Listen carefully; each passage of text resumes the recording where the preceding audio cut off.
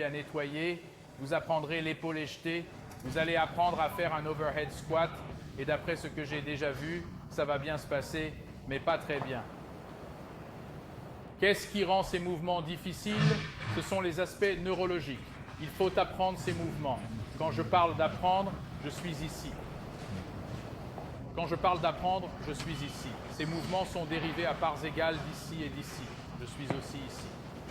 J'ai 6 des 10 composantes de cet engagement et de cette charte qui vit et respire, qui tourne autour de la récompense, la reconnaissance et la mesure du pouvoir, avec des mouvements fonctionnels.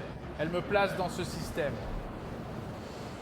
Maintenant, vous pourriez développer ici, vous pourriez décider que je n'ai pas besoin de puissance, de vitesse, de coordination, d'énergie, d'agilité et d'équilibre.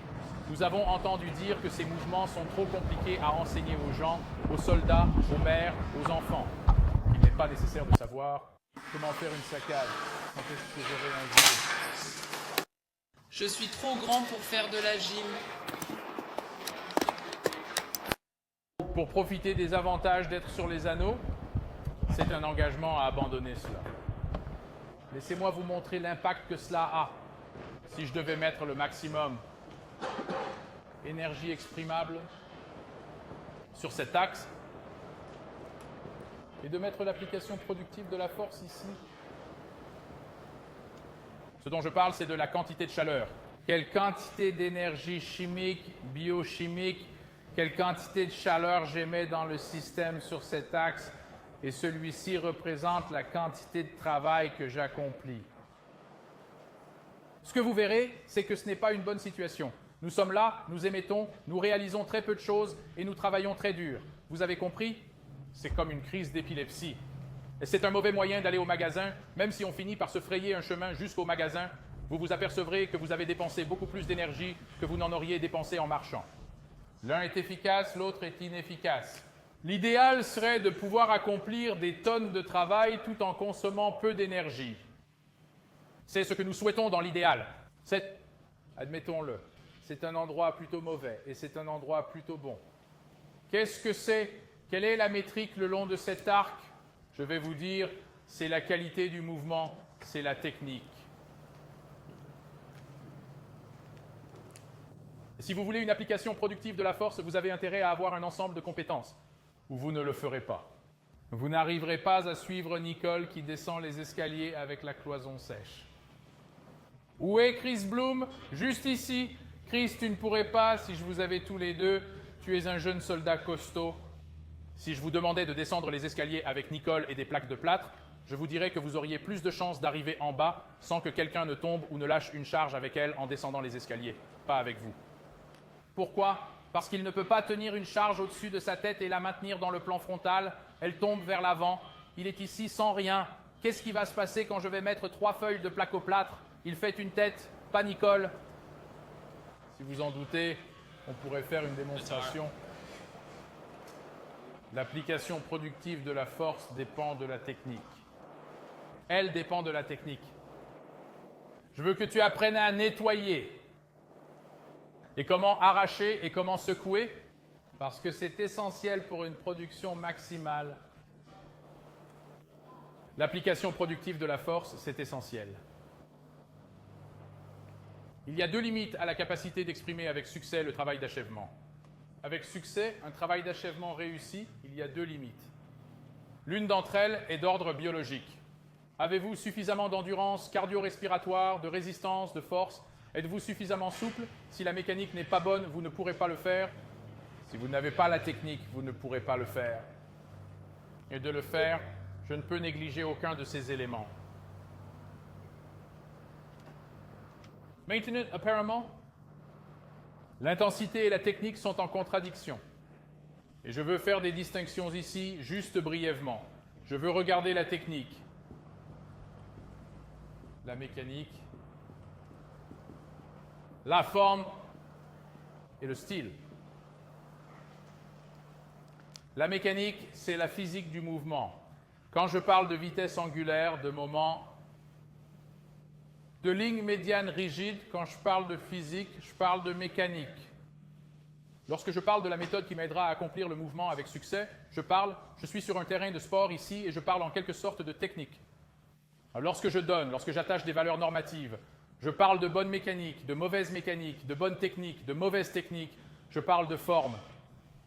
Lorsque je parle de la signature du mouvement qui ne reflète aucune de ces valeurs, je parle de style. Mais ce sont tous des aspects de la qualité du mouvement. Et ce qu'il faut retenir ici, c'est que la qualité du mouvement est liée intrinsèquement à l'application productive réussie de la force, à l'accomplissement du travail, à un rendement élevé. La puissance, l'intensité dépendent-elles de la technique? Apparemment en contradiction, je sais que lorsque nous augmentons l'intensité, nous commençons rapidement à avoir des problèmes avec la technique, la mécanique, la forme, le style, appelez cela de la technique. Tout s'effondre, par nécessité. Mais cela ne veut pas dire qu'ils sont en contradiction. Il y a tout un tas de domaines où la vitesse est considérée comme une valeur primordiale. Eh bien, elle a une valeur. Conduite, paper, le tir et le crossfit. Jouer du violon. La vitesse est une composante essentielle de la compétence. Nos cils vous diront qu'ils font un exercice. C'est un disque de 9 pouces. Ils sont à 3 ou 5 mètres du disque et ils tirent. Prêt, partez, bam, bam, bam, bam, bam. Vous passez à travers et vous regardez. Voici le disque de 9 pouces. Vous avez un gars, voici son modèle. Par définition, il tire trop lentement. Je me fiche de sa vitesse, il pourrait être le plus rapide, il pourrait aller plus vite. J'ai un gars qui est ici.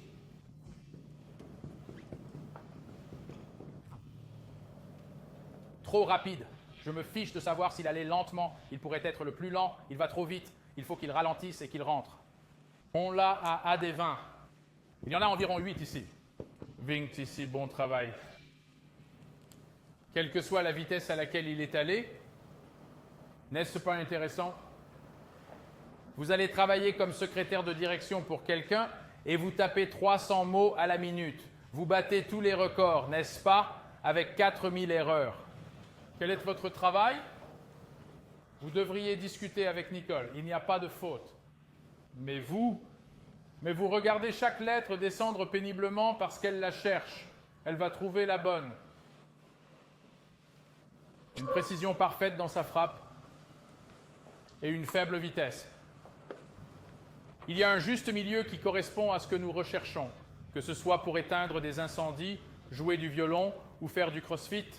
Vous êtes d'accord avec moi? Se planter en voiture, rater la cible, se tromper de note et faillir à la forme ne vous incite pas à augmenter l'intensité de vos efforts.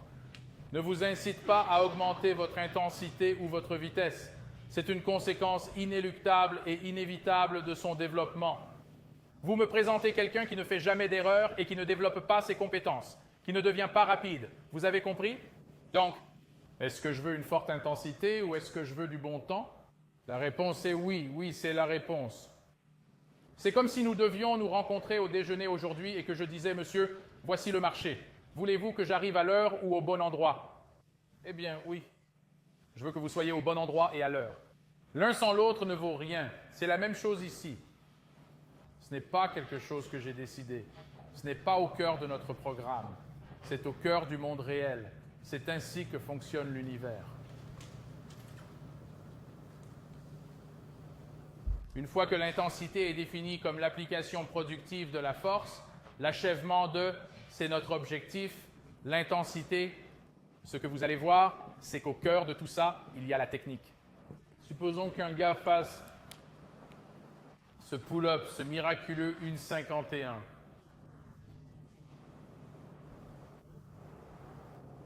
Toute l'amplitude du mouvement, le menton au-dessus de la barre, l'extension complète, le squat jusqu'au bout, la charge au-dessus de la tête. Mais il y a beaucoup de mouvements errants. Je veux dire, juste un tas de conneries. Il n'y a pas 2 répétitions qui se ressemblent, ce qui serait une preuve solide d'un mouvement errant. La trajectoire de la barre dans toute la pièce. Des répétitions ratées qui ont été répétées, mais qui obtiennent quand même un 1,5. Que savons-nous? On pourrait aller plus vite, oui. Avec le même rendement biologique, avec une meilleure technique, avec un certain contrôle neurologique, j'obtiendrai un meilleur temps, c'est sûr. N'est-ce pas incroyable?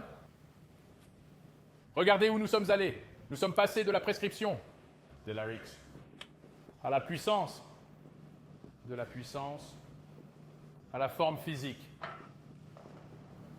Et maintenant, la forme physique dépend entièrement de la technique. Il s'agit bien de technique.